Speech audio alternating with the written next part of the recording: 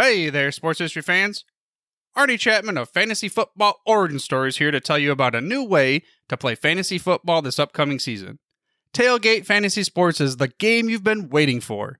It's a new type of fantasy football that's totally free and easy to play.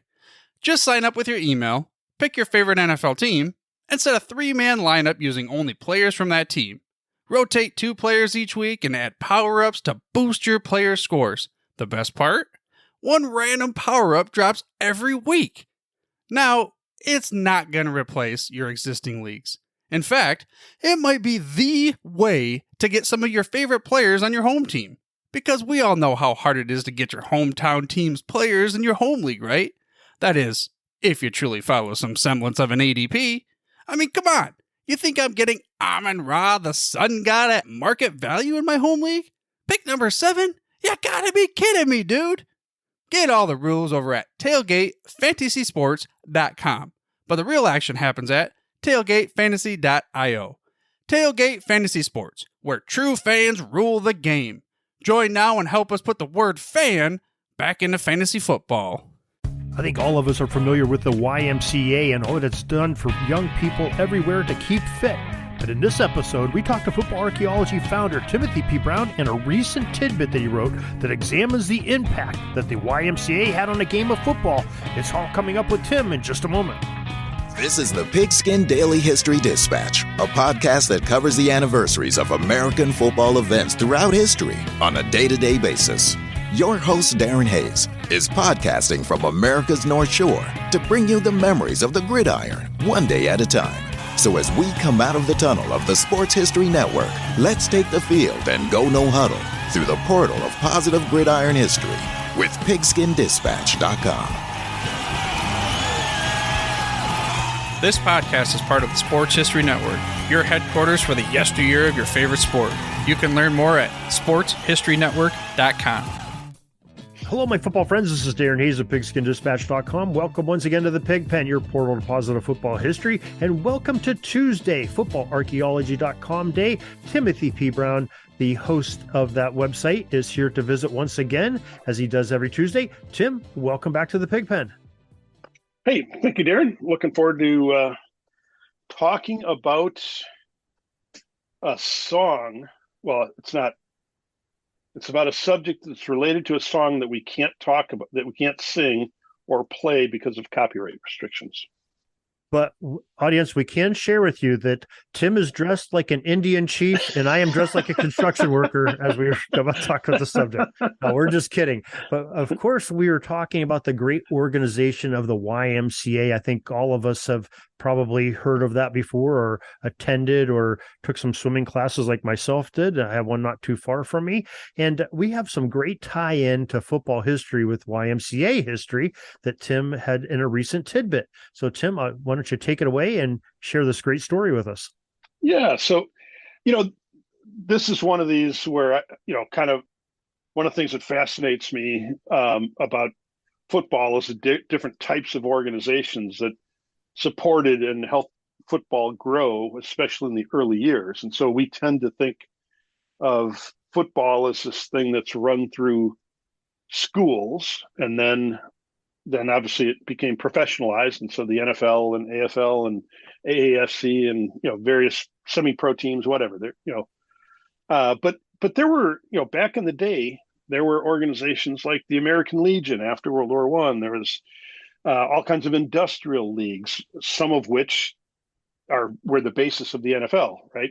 So there were different kinds of organizations that influenced football's growth, and one that is vastly underestimated, I think, by many, is the YMCA.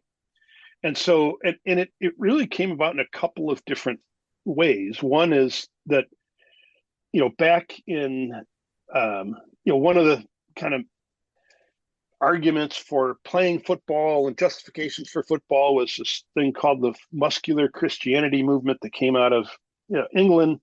And so it's just kind of this belief in the mind and the body and the spirit, and that, football was a way to meld, that all three of them came together in football and provided good training for young men who needed to be hardy, And so that that philosophy matched very well with the YMCA, and which also had, I believe, come out of England. But in any event, the YMCA had a school that is now Springfield College in Massachusetts.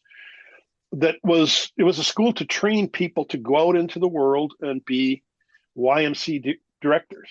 So, I mean, it was kind of like a seminary, or however you want to think about it. But, this is in the day when there weren't physical education majors anywhere, and if you wanted to become somebody who would go out and teach, physical fitness, and, you also, bought into some of the, the religious side of it, then the YMCA training school was the place to be. And so, right after he graduated from Yale in 1890, Amos Alonzo Staggs shows up he becomes the football coach, and basketball wasn't invented yet, but he was a football coach and baseball coach at the YMCA training school. Now, in those days, he also played for them, so he was, a player coach. And they played typically a bit of a, and they kept playing, for years. They're still playing today as Springfield, but they would, like a lot of schools in the Northeast, they'd step up and play, Harvard and Yale here and there.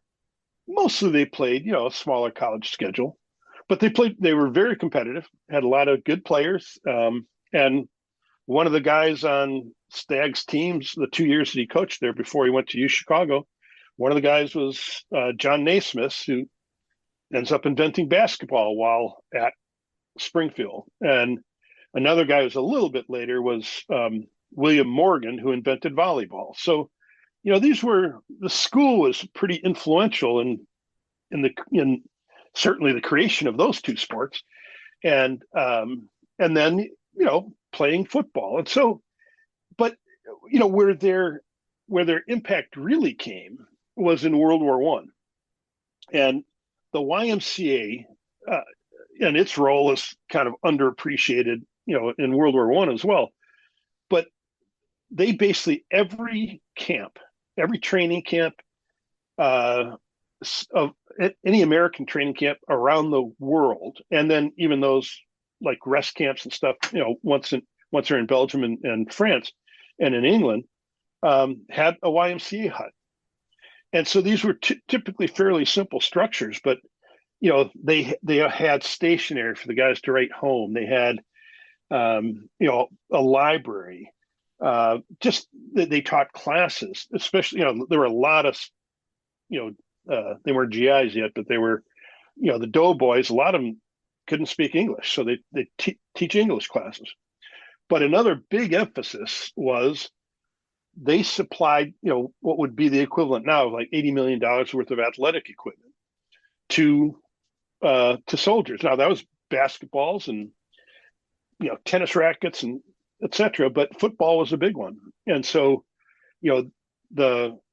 if there was athletic events going on at a military camp in World War One, it was likely very much YMCA involvement in it. And so and these are especially like the interregimental games rather than like the all-star teams for a camp.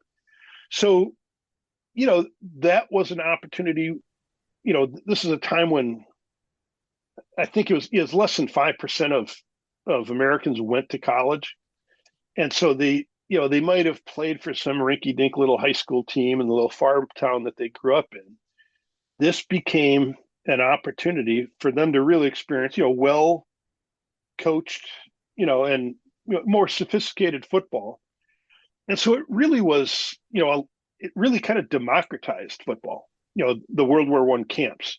Because, I mean, the vast majority of guys of that age range, served in some form or capacity, or their brother did, or, so it, really spurred interest in football. And, there's many, folks that have made the case that that military football in World War One really was a key to spurring the development of the NFL, because it just demonstrated that people would come and attend games played by these former collegians, these college all-stars, that, nobody had said that they would do that before. The NFL prior to the pro leagues before that were mostly like kind of steel town folks and guys who, some of them went to college and some of them didn't, but it was, more of like a semi-pro field than what came in the 20s, and then obviously really took off in the 50s and 60s. Yeah. So anyways, it's just, the YMCA is one of those organizations you don't think of as being really influential in the development of football, but it was. And there was, even the guy who led, physical instruction for the Navy anyways, was this guy named Walter Camp, so I mean, they were connected, right? Yeah, So most definitely. There's another interesting story comes out of that with Naismith and a connection to football innovation. And I wrote an article about 3 years ago on it about who was the first to wear a helmet was the question. And Naismith's name is thrown in there because he I wouldn't say that he wore a helmet. It was described as he was getting cauliflower ear from getting knocked around playing the line, in 1891 game against Amherst is what I sort of narrowed down to going through some of the descriptions of it. I think that's a game on October 17th, 1891. His girlfriend at the time helped sew some flannel together and tie it around his ears so he wouldn't get boxed and, be irritated with his ears, and it was one of the first head coverings in football that were publicized that were not like a rag tied around your head or something, but something for protection on your head. So, it's just odd that the inventor of basketball who gets credited played at this small college and has had so many great sports sprout out of it and so many great sports stories and connections to football. I think that's just amazing. I've used an image of Naismith with that headgear, and I think in one of my books, but definitely in some of the writing. And I know I got Naismith was Canadian, so I got that image from their equivalent of the National Archives, whatever. I can't think of the name of it right now, but yeah, it's a great image. He's playing center. He's snapping the ball with his hands. And but he's got the thing wrapped around his head.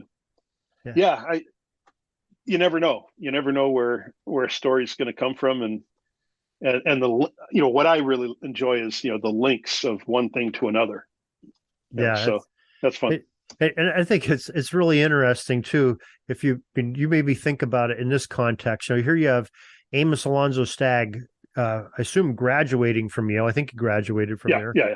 So he graduates from Yale and then goes to get his master's in a phys ed degree at YMCA school. Just today, we look at him like, hey, what the hell is that? He went to Yale, and going to get a phys ed degree, But he was, I think he was a divinity student at Yale. I'm not positive about that. I think you're right. But he was definitely. I mean, his whole upbringing, he was a very religious man, and so. So it made sense, right? And some of his, the guy who became president at U Chicago knew him at Yale because he'd been faculty there, and just so he knew the character of Stagg, and he's an excellent athlete, best one of the top baseball pitchers of his time, and so. So that's part of the reason why he said, "Hey, I want you to come on out here." I'm just putting in today's context. If my kid graduates from Ivy League after paying that and says, "Hey, I'm going to go to community college to get a phys ed degree too, because that's what I'm going to do," you're like, "What do you mean you're going to do that? Let me choke you first." But it's just. But yeah, great stuff. That is very interesting story, and it has so many webs and tentacles coming off it. It's just awesome, and I'm sure that connects to a bunch of your other tidbits. And you have these tidbits that come out each and every day about 7 p.m. They're very enjoyable, and talk about some great parts of football history that aren't mainstream, but are very interesting indeed. Maybe if you could share how folks could get their hands on those each and every day too, that would be some enjoyment for them. Yeah. So, my site is footballarchaeology.com. You just go out there, subscribe, and you'll once you're subscribed, you'll get an email every day with that day's story, and then kind of read them at your leisure. Alternatively, I'm under the same name, Football Archaeology. I'm on Twitter, Threads, and on the Substack application. So however it works for you, if you want to read it, that's how you get to me. Well, very good, Tim. We appreciate you preserving that football history each and every day, coming on each week and sharing with us. And we want to talk to you again next week, and we appreciate you. Thank you. Very good. Look forward to it. Thanks, Darren. That's all the football history we have today, folks. Join us back tomorrow for more of your football history. We invite you to check out our website, pigskindispatch.com, not only to see the daily football history, but to experience positive football with our many articles on the good people of the game, as well as our own football comic strip, Cleat Marks Comics. Pigskindispatch.com is also on social media outlets, Facebook, Twitter, Instagram, and don't forget the Pigskin Dispatch YouTube channel to get all of your positive football news and history. Special thanks to the talents of Mike and Gene Monroe, as well as Jason Neff for letting us use their music during our broadcast.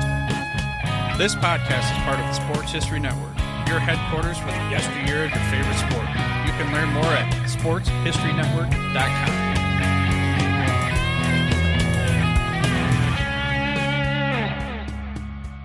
Hey there, sports history fan. This is Arnie Chapman, aka the Football History Dude, and I wanted to thank you for stopping by to listen to another episode here on the Sports History Network.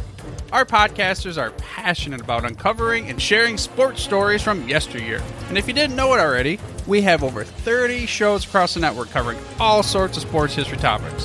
In fact, here's a glimpse into one of our awesome podcasts here on the network. Each week, the official Football Learning Academy podcast will take you deep into the history of pro football through interviews with players, coaches, or administrators in the NFL, as well as interviews with Pro Football Hall of Fame selectors, authors, and historians. You'll learn how the game evolved and important moments that shaped the sport into what it is today. And don't miss the Pro Football History Nugget of the Week. Listen to the official Football Learning Academy podcast on the Sports History Network. How about that? I bet you're super hyped to go listen to that new podcast, right? Well, to learn about this show and all the other podcasts on the network, head over to sportshistorynetwork.com/podcast. Again, that's sportshistorynetwork.com/podcast. Head over there today to find your next favorite sports history podcast.